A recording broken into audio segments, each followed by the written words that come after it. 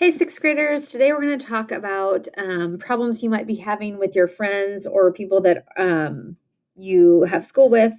Problems are going to look a little bit different now that you guys are all online, but know that there will be conflict. It might just be different than what it used to be. You guys have probably come into contact with that now that you guys have been online off and on for a long time. So, we're going to talk about minor versus serious problems and when you should ask for help. Looking for help is going to look a little bit different now as well. You might need to email a teacher or myself or talk with your family because you're with them most of the time. So, we're going to talk through minor versus serious. You always have a choice when it comes to conflict with friends and what you do and what you don't do. So, we'll watch a video on I'll send a video about peer pressure with the lesson, and you guys may or may not know what that is, but it's when someone's doing something and then they pressure you to do the same thing. We talk about it a little bit with bullying, and like some kids like stand behind the bully or join in, and it's kind of because you feel like pressure. So minor problems, they can be really annoying, irritating, troublesome. These may bug you or cause you to feel frustrated, but they don't require an adult to help solve. Examples of minor problems, rumors are a huge one. Teasing about someone's, like with the way they look, like hair or clothes or braces or glasses. Like joking, kids will sometimes like play jokes on other kids, like hide their jacket or take their hat or hide their lunch as a joke. Simple things like asking you to copy their homework, which doesn't feel like a huge deal, but it is a minor problem. Refusing to let sit by them at lunch. This is different because you guys aren't in person, but um, basically just like I don't know, like leaving someone out intentionally.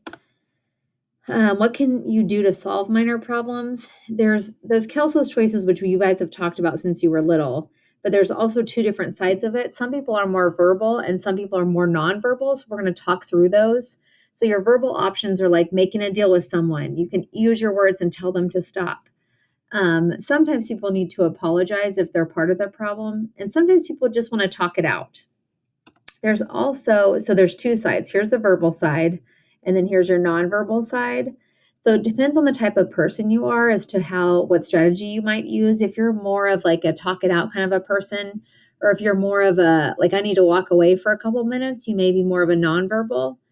And then understanding what your friends may be different than you. So you may be a friend that's like, we need to talk this out and solve it right away. But you may be like talking to a person who would rather walk away and take a break for a little bit. So not because they don't want to be your friend, but because they just need a little bit of time to process. Nonverbal ways, like I talked about over here on this side, you may have friends that are more like, I just need a break from you. Like, I still want to be your friend, but right now I need some time. So the wait and cool off, walk away, go to another game, ignore it. Those are all things that someone that leans towards being more like introverted or um, they might choose this side where someone that's more extroverted may be more verbal and want to talk things out or apologize. Serious problems are often illegal, violent. They may be something like against school or home rules. These problems could affect health and safety. When faced with a serious problem, you might feel threatened, frightened, panicked, terrified, all those big words, mad, like super mad or worried. What do I do with a serious problem?